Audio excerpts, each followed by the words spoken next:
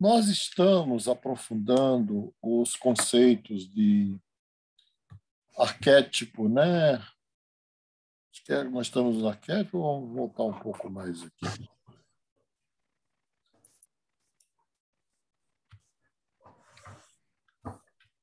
O conceito de arquétipo, no caso em Jung, que são os conceitos fundamentais e mais complexos da teoria junguiana, né? Então, a gente está já na segunda aula, a gente começou a trabalhar com isso ontem e vamos hoje aprofundar um pouco mais o conceito de arquétipo.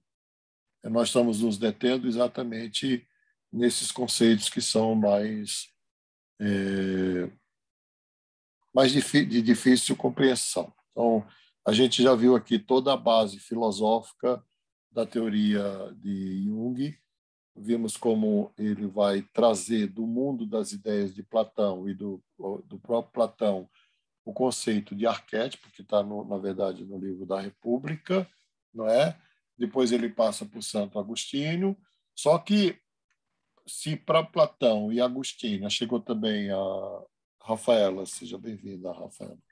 Se para Olá, obrigada. Platão e Agostinho o arquétipo se referia a formas, para Platão, formas ideais, os tipos ideais, não é? Que existiam no mundo das ideias, como formas perfeitas, e para Agostinho converte o mundo das ideias de Platão na obra A Cidade de Deus, né? No mundo, no céu dos cristãos, então as formas ideais estariam no céu. Então, seria, na verdade, o céu dos cristãos, com todo respeito à crença de cada um aqui, que a gente respeita absolutamente todos, né? E todas as crenças, mas a gente está aqui fazendo uma incursão na filosofia, então não tem como ser diferente, né? Então, o Agostinho converte o mundo das ideias de Platão no céu dos cristãos. Mas o arquétipo ainda fica no campo da abstração.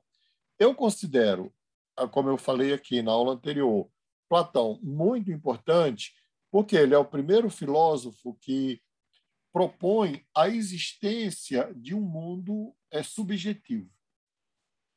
Você sabe que tanto no pensamento mágico, a gente já viu aqui, quanto no pensamento mítico, quanto no pensamento religioso, anterior a Platão, não havia lugar para o subjetivo. As coisas eram o que eram. Então, quando o grego olhava para o Olimpo, ele realmente achava que Zeus e os deuses moravam lá. Não era um pensamento, né? A gente percebe isso quando convive com povos indígenas ou povos da floresta. Eu também já se sabem disso, eu já convivi com esses povos, então eles ainda têm a noção de que eles almoçam, jantam e dormem com espíritos.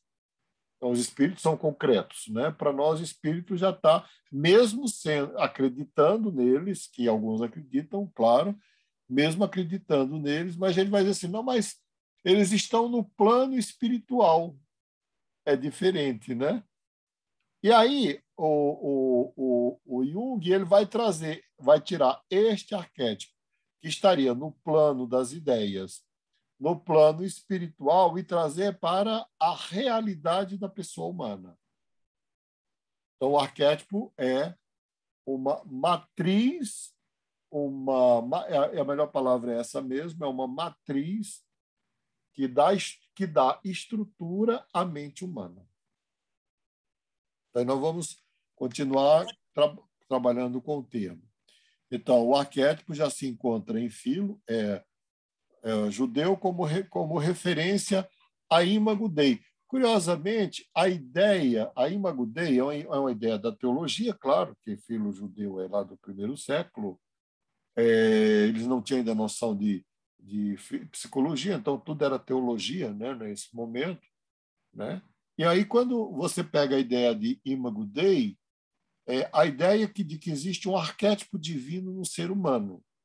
Então, essa é de onde o Jung vai tirar a ideia, só que ele não vai usar em sentido teológico, nem religioso, nem espiritual. Arquétipo é apenas uma estrutura da mente humana. Então, vai aparecer, então, a palavra arquétipos, né? Se vocês prestarem atenção aqui, você tem duas palavras, que é arquê e tipos, que eu já falei aqui, que são as formas primordiais. E aí a gente vai pensar aqui de uma forma organizada, né?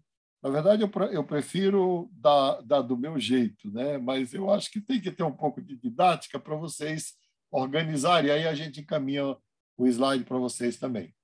Para aquilo que nos ocupa, segundo Jung, a denominação é precisa e de grande ajuda, pois nos diz que nos concerne aos conteúdos do inconsciente coletivo.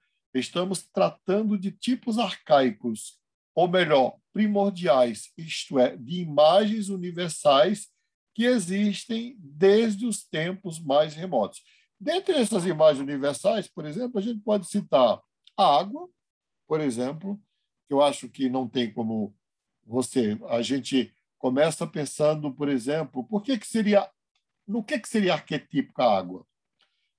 Porque a grande parte do nosso corpo é constituído de água, grande parte do universo é constituído de água. Curiosamente, a mesma proporção de água que tem no universo tem no corpo de um bebê, não é?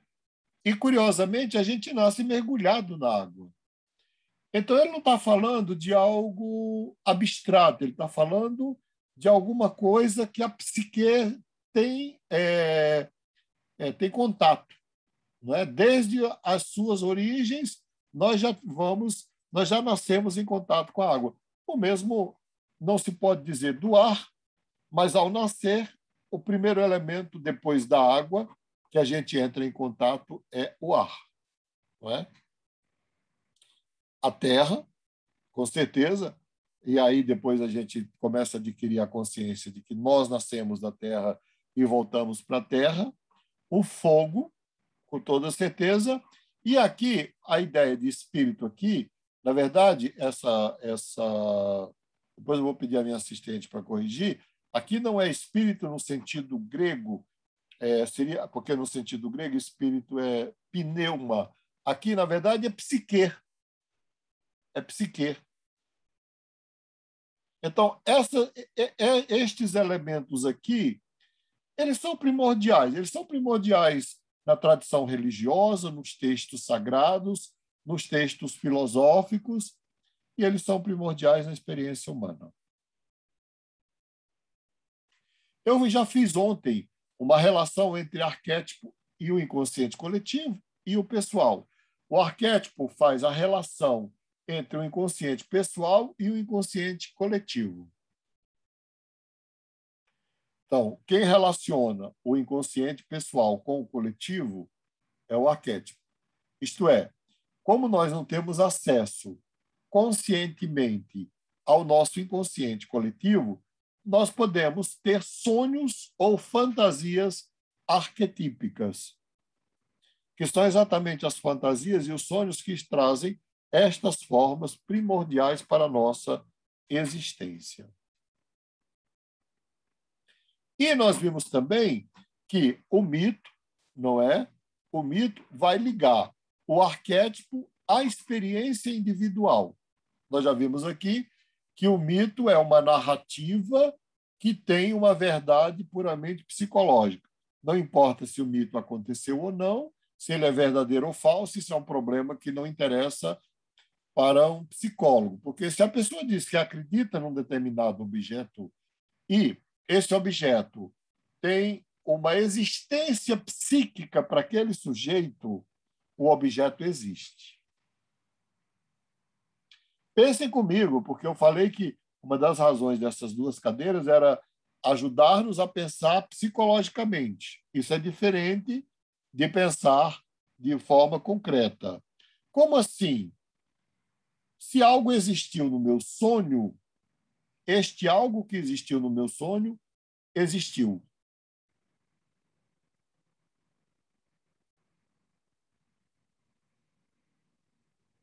Eu costumo brincar com essa minha afirmação da seguinte forma. Bom, de repente, aqui só tem adultos, né? Então eu posso me permitir fazer algumas colocações, mas de natureza científica, não tem nada a ver. Por exemplo, Se alguém corre sonhando, num pesadelo, e ele corre, ele acorda suado e ele acorda também com o coração acelerado. Se alguém sonha tendo uma relação sexual, pode, inclusive, acordar excitado. Aí eu brinco e falo, o problema é se ele sonhar tendo um ataque cardíaco. Porque a mente não vai saber estabelecer inconscientemente o limite do sonho. Geralmente, o que ocorre se alguém sonha tendo um ataque cardíaco? Ele acorda antes. O cérebro, a mente se sente ameaçada e pá, dispara e o sujeito acorda.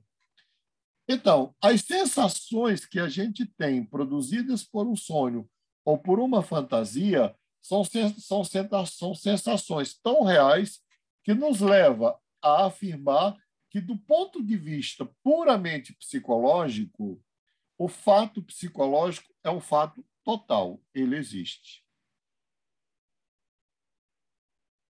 É importante entender isso porque a forma de acolhimento da doença mental dentro da análise junguiana é totalmente diferente da forma de acolhimento na psicanálise, na gestalterapia, no TCC. Só existe uma semelhança próxima, uma proximidade com fenomenologia. Por quê? Vamos aqui dizer o que ocorre. Alguém chega e fala, doutor, eu atendo uma moça lá há tantos anos atrás, né? Essa moça tem 30 anos e ela chega e diz, doutor, eu sou casada e eu tenho um marido e 3 filhos. Aí senta, olha para mim e fala, mas eu sou virgem. Nunca tive um homem. Mas eu tenho uma família. É um marido e 3 filhos. Dentro da postura psicanalítica ou de TCC, e aqui não vai uma crítica, é uma constatação. O terapeuta vai dizer, vai parar e pensar, nossa, ela está delirando. Dentro desta situação, o que eu disse? Eu quero conhecer teu marido e os teus 3 filhos. Aí ela olhou para mim e falou, então o senhor acredita em mim? Acredito. Pois é o primeiro terapeuta que acredita em mim. Essa moça ficou 5 anos comigo e teve um progresso extraordinário. Porque eu não fiz cara de paisagem. Bom, eu realmente acreditei nela? Sim. Enquanto fato psicológico, o marido e os filhos realmente existiam. Depois ela chegou à conclusão que eram só fantasias, né? Mas isso foi ela que chegou. Aí nós já vimos aqui que o inconsciente coletivo está relacionado ao desenvolvimento filogenético, apenas para relembrar que o inconsciente coletivo nasce do desenvolvimento psicológico da espécie humana, então seria uma espécie de repositório de todas as experiências genuinamente humanas, né? E o inconsciente coletivo, ele é absolutamente imagético. Imagético. Tudo que... E isso é interessante, por quê? Porque quando a gente pensa e traz para a neurociência e reflete acerca do hemisfério cerebral direito e das memórias implícitas, há uma sabedoria extraordinária na psique em transformar em armazenar no hemisfério direito, que corresponde ao inconsciente, as experiências em forma de imagem, porque cabe muito mais coisa. Já no hemisfério esquerdo, a experiência é armazenada em forma de narrativa, então cabe muito menos. Né? Então, Este, porém, repousa sobre uma camada mais profunda que já não tem sua origem em experiência ou aquisições pessoais, sendo inato. Esse aqui é o grande debate no meio junguiano, que a gente já viu aqui, né? Já viu aqui, que, na verdade, nós não herdamos nada pronto. Nós herdamos um sistema operacional capaz de traduzir um símbolo de uma cultura em outra cultura, de uma língua numa cultura em outra cultura. Então, o inconsciente coletivo, o arquétipo, seria basicamente um sistema operacional semelhante ao iOS, né, ou ao Android. Bom, a língua seria um aplicativo, a linguagem seria um aplicativo, a própria consciência, a própria noção de eu, de estar aqui e agora, ela precisa ter uma base mais profunda para se estruturar. É tanto que, quando a gente observa, o bebê até 2 anos, até 3 anos, não tem consciência de eu. Então, nós já vimos que o inconsciente pessoal, então, ele nasce das experiências e o coletivo nasce da própria espécie, da própria filogênese, né? Na verdade, nós temos acesso, quando temos, ao inconsciente pessoal. E ao inconsciente coletivo, nós só temos acesso ou por imagens dos sonhos, ou por imagens das fantasias, ou por imagem dos sonhos induzidos, que, para Jung, sonho e fantasia, a gente já viu aqui, era a mesma coisa. Então, o inconsciente pessoal de Jung é semelhante ao inconsciente freudiano.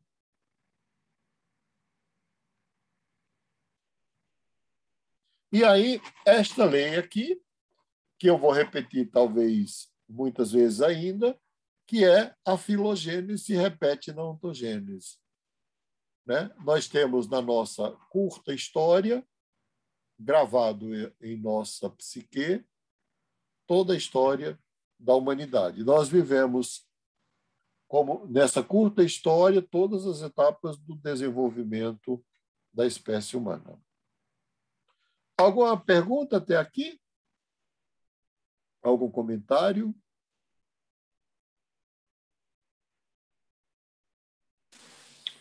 Boa noite, mestre. Não, tá tranquilo. Boa noite, Alex.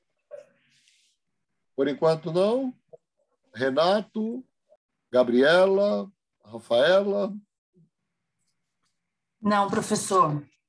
Está tudo Bertone? certo. Obrigado. Tranquilo, professor. Vamos em frente. Tá. Os arquétipos, na verdade, eles são milhares. Não são só os que serão citados aqui. Na verdade, os que serão citados aqui são os que Jung considerou universais e que ultrapassam as fronteiras das culturas. Mas você tem, quando você estuda o símbolo, você vai perceber que, às vezes, o símbolo se reporta a uma determinada cultura. Então, nós vamos ter arquétipos que seriam universais e teríamos arquétipos que seriam, por exemplo, isso fica... É difícil dizer porque eu não sou oriental, mas com certeza você vai encontrar símbolos que são próprios da cultura oriental. Você vai encontrar formas que para nós até é desconhecida. Por exemplo, como eu vou citar mais um princípio, né? Eu posso citar, por exemplo, o que seria arquetípico da cultura ocidental? O princípio da causalidade. Tudo tem uma causa. Curiosamente, antes da ocidentalização do Oriente, este princípio era desconhecido no Oriente. E qual era o princípio que eles conheciam? O princípio da acausalidade. Então, uma coisa não precisa ser causa de outra. Gente, convenhamos, como ocidental, eu não tenho nem como imaginar como é uma coisa dessas. Tenho. Como é que eu vou imaginar que algo não tem causa? É impensável para mim. Por isso, ele seleciona alguns para mostrar de que esses arquétipos são fundantes da mente humana.